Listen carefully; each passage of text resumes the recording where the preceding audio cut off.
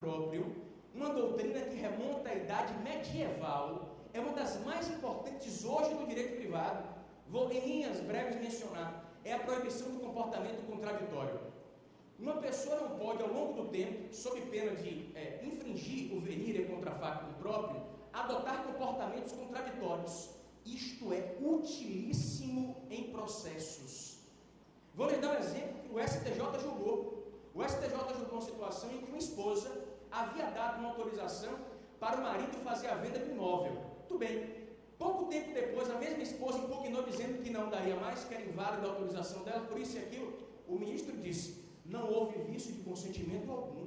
E a senhora não pode, contraditoriamente, adotar um comportamento contraposto àquele que a senhora realizou antes, porque viola a boa-fé objetiva. Meu Deus, violar a eticidade. Nós não preocupávamos com isso no Brasil, não, doutores. Preocupação com valores que sairiam daquela visão fechada, dogmática. Preocupação com a dignidade da pessoa humana, diria Caulares, com a dimensão existencial do outro. Isso não havia. Isso não havia, essa preocupação com a dimensão existencial. E eu vou lhe dizer uma coisa: a nossa grande conquista, que você não aplica apenas no direito de família, não. No direito das obrigações você aplica. Eu dizia isso hoje numa entrevista.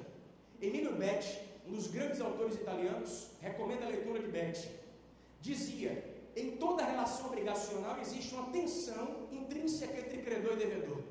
Betti chegou a dizer que numa relação obrigacional entre credor e devedor existe uma crise de cooperação. Palavra dele.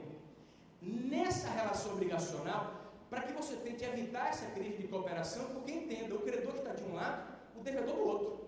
Interesses contrapostos. É preciso que você tenha a dimensão da eticidade aplicada ao caso concreto. Como assim, professor? Me dê um exemplo prático.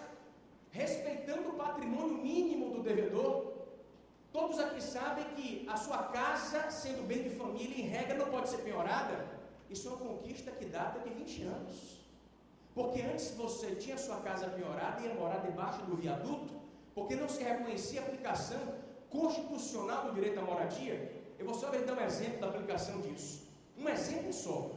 Um acórdão julgado pelo Superior Tribunal de Justiça, está aqui em minhas mãos, esse acórdão impressionante, em que um cidadão contraiu um empréstimo de 90 mil dólares. 90 mil dólares. O dólar agora está 1,77. O dólar chegou a mais de 3 reais. Eu vou colocar o dólar a 4 reais. Ele foi pagar a dívida. O Tribunal de São Paulo atualizou a dívida desse devedor, que tem de pagar, porque se deve, tem de pagar. Na atualização feita pelo Tribunal de São Paulo, a dívida ficou em R$ 355.209. Na atualização feita pelo banco, para não acharem que eu estou mentindo, professor Márcio, por favor, na atualização feita pelo banco, a dívida ficou em... Lê esse númerozinho para mim, por favor. O Tribunal de São Paulo atualizou a dívida em R$ 355 mil. O banco, quando ingressa com a execução, com garantia hipotecária, fez a seguinte atualização. Qual a palavra, professor Márcio?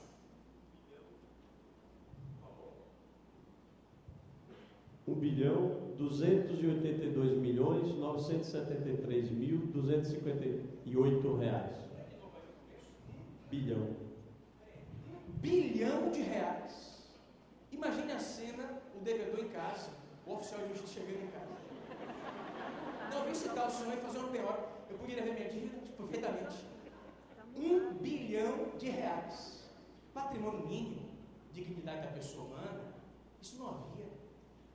Há um julgado citado pela professora Ada Pellegrini de Nova e outros autores no Código de Defesa do Consumidor comentado, isso aconteceu, em que um devedor devia uma dívida, teve que pagar. O credor simplesmente contratou uma banda de música com atores e palhaços que ficaram na frente da loja do devedor. Caloteiro, caloteiro, caloteiro, não paga dívida. Sim, meu Deus.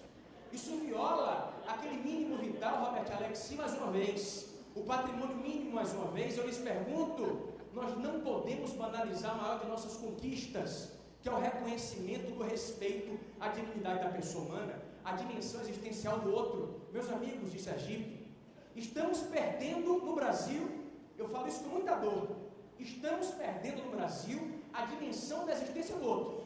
Estamos nos insulando em nossas casas, em nossos carros, doutores. Eu disse aos meus alunos da LFG, eu nunca tinha ido a Londres, fui em 2008, desci desembargador, uma escada rolante íngreme, imensa,